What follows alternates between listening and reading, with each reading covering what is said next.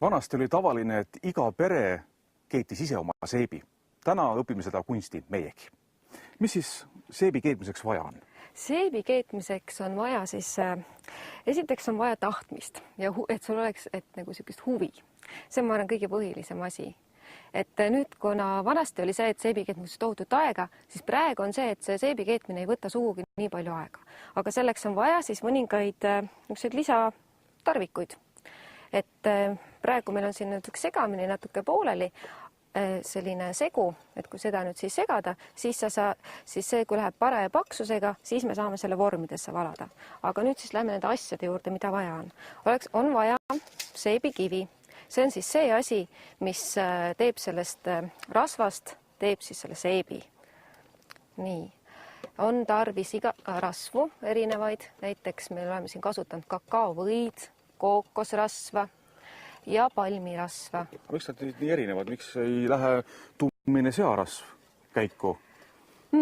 Tummise ploomirasvaga, see on niisugune, see searasv saab küll keeta, aga ma olen seda paar korda ka teinud, et see on niimoodi, et ei taha tegelikult nagu väga enam pesta sellega, et niisugused puhtad õlid ja rasvad, need on nagu nahale mõnusamad. Aga kus need, ütleme, need kakaovõid, kookosrasvad, et need on nii eksootlised, kus need üldse kõike saab?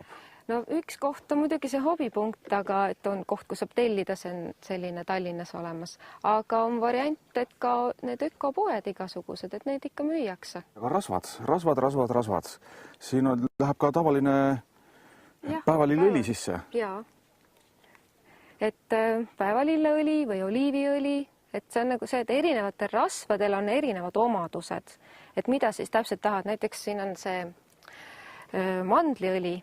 Et mandliõli on väga pehme nahale ja annab seda vitamiine ja siuke väga hea. Et siis ongi, et tahad siukest head mõnusat seepi, nahka rikastavad, paned mandliõli sisse ja siis kookosrasv annab seda tahkust ja palmirasv ja kookosrasv annab ka vahutavust näiteks ja et kõik sellised erinevate omadustega. Aga see ühe komponendiga võib ka nagu liialdada, et tahaks, et hästi vahutaks, paneme seda kookost rohkem. Ja võib täitsa minna seep ka untsu.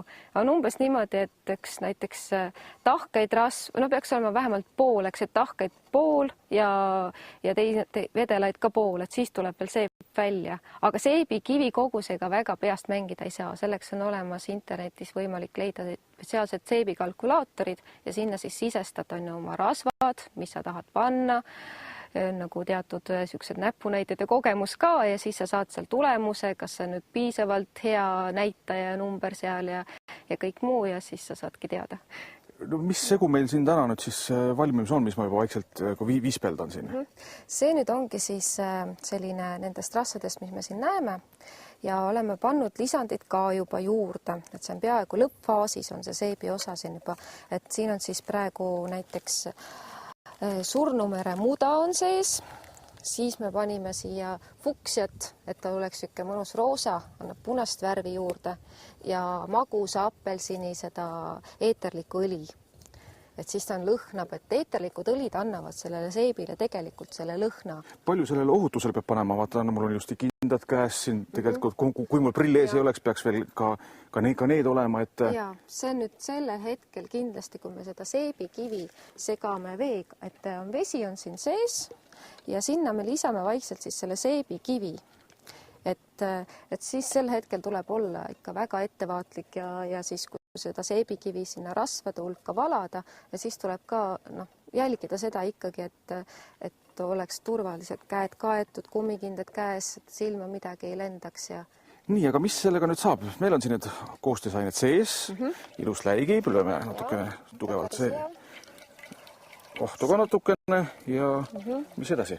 Et kui nüüd see mass on valmis, nii-öelda parajas paksuses, ta jätab sellise jälje, et siis saabki selle valada siis selle vormi ära ja jätta selles vormis ta siis ööpäevaks jätta seisma, katta niimoodi kinni, panna ahju peale, kui on, või lihtsalt niisuguse toatemperatuuriga kohta ja jätta seisma, katad kinni, paned tekid peale talle ja järgmisel päeval siis võtad sealt selle vormist kenasti välja ja siis paned kuivama ja 4 nädalat on miinimumaeg siis, millal see seep niimoodi seisab ja veel settib ja kuivab ja veel toimuvad seal need teatud mõned protsessid ja siis saab hakata pesema.